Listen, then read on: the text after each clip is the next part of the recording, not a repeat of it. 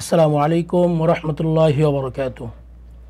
আলহামদুলিল্লাহ সুম্মা আলহামদুলিল্লাহ ওয়াসসালাতু ওয়াসসালামু আলা নাবিয়্যিল্লাহ ওয়া আলা আলিহি ওয়া আসহাবিহি বারাকাল্লাহ। আল্লাহুম্মা সাল্লি ওয়া সাল্লিম ওয়া বারিক আলাইহি। আমি শুরুতেই কৃতজ্ঞতা প্রকাশ করছি মহান আল্লাহ পাক রব্বুল আলামিনের জন্য এবং সমস্ত প্রশংসা ওই আল্লাহ পাক রব্বুল আলামিনের জন্য এবং দেশ ও দেশের বাইরে থেকে যারা আমাদের এই ভিডিওটি দেখতেছেন আপনাদের প্রতি রইল আমাদের আন্তরিক শুভেচ্ছা ও অভিনন্দন। আমাদের এই ভিডিওতে আপনারা মাস্ক সংক্রান্ত বিষয়ে জানতে পারবেন। আপনি কেন মাস্ক করবেন এবং আপনাকে কেন মাস্ক করতে হবে। আপনি যদি কোরআন শরীফ সহিভাবে পড়তে চান বা জানতে চান তাহলে মাস্কের কোনো বিকল্প নেই, অর্থাৎ আপনাকে মাস্ক করতেই হবে। যেরকমভাবে আমাদের দেশে বিভিন্ন খেলাধুলা হয়ে থাকে, ফুটবল খেলা হয়, ক্রিকেট খেলা হয় এবং বডি বিল্ডারের ফিটনেসের জন্য বিভিন্ন প্রতিযোগিতা হয়ে থাকে, সাইকেল রেসিং প্রতিযোগিতা হয়ে থাকে, হুন্ডা রেসিং প্রতিযোগিতা হয়ে থাকে।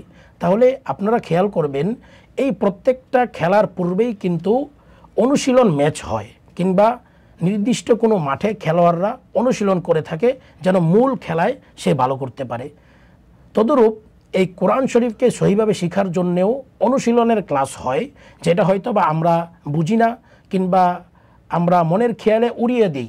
মাস্ক এই শব্দটাকে মাস্কের ক্লাস বলতে বলতে আমরা উড়িয়ে দিই, কিন্তু এই মাস্কুন এই শব্দটার অর্থই হইল কিন্তু অনুশীলন, অর্থাৎ এই কোরআনেরও অনুশীলন হয়। কোরআন শরীফকে সহিভাবে পড়ার জন্যে অনুশীলনের ক্লাস হয়, যেটা আমরা সবসময় করে থাকি, কিন্তু আমরা মনোযোগের সাথে কিংবা ভালোবাসার সাথে করি না, যার কারণে আমাদের পড়ার সৌন্দর্যতা বৃদ্ধি পায় না। যেরকম যারা বডি বিল্ডারের প্রতিযোগিতা অংশগ্রহণ করে তার বডি ফিটনেসকে ঠিক রাখার জন্য সে দৈনিক জিম করে এবং যারা ফুটবল খেলে কিংবা ক্রিকেট খেলে সে নির্দিষ্ট ম্যাচ ভালো করার জন্যে সে মাঠে প্র্যাকটিসের ম্যাচ খেলে কিংবা নিজে নিজে প্র্যাকটিস করে কিংবা অনুশীলন করে। এরকমভাবে আমরা যদি দৈনিক কোরআনকে মাস্কের মাধ্যমে অনুশীলন করি তাহলে দৈনিক আমাদের কোরআনের সৌন্দর্যতা বৃদ্ধি পাবে। এখন আপনি যদি কোরআন শরীফের কিংবা তাজবিদের কাওয়ায়েদ বা নিয়মাবলী আয়ত্ত করতে চান, তা আপনি যদি কোরআন শরীফকে সহিভাবে পড়তে চান তাহলে অবশ্যই আপনাকে তাজবিদের কাওয়ায়েদগুলা নিয়মাবলী আপনাকে আয়ত্ত করতে হবে। এখন আপনি কার কাছে আয়ত্ত করবেন, আপনি কার থেকে এই নিয়মগুলো শিখবেন এবং আপনি কার কাছে মস্ক করবেন।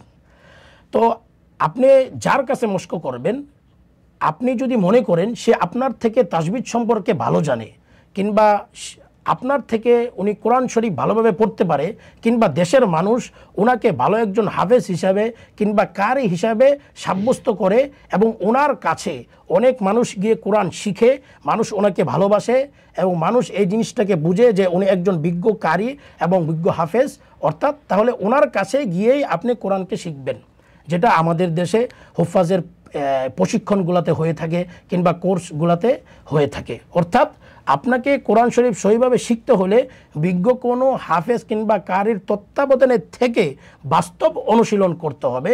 অনুশীলন মানেই মাস্ক করতে হবে, সরাসরি ওনার সামনে থেকে শিখতে হবে আপনাকে।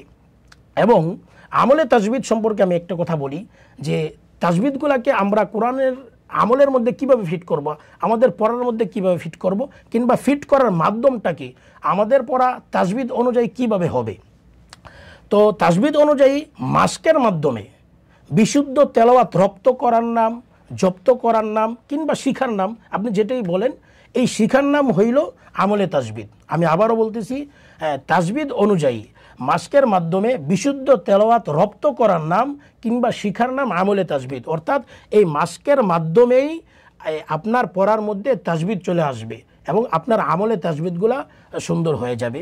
তো সম্মানিত দর্শক, আমি অল্প সময়ের ভিতরেই আমাদের আলোচনা মাস্কের দিকে চলে যাবে। আমরা মাস্ক শুরু করে দিব, আপনাদের সময়কে আমরা নষ্ট করব না এবং কিভাবে মস্ক করতে হয়, ছাত্রকে কিভাবে শেখাতে হয় সেটাও আমরা আপনাদেরকে দেখে দিব এবং আমাদের এই ভিডিও থেকে আপনি কিভাবে শিখবেন সেটাও আমি আপনাদেরকে বলে দিব।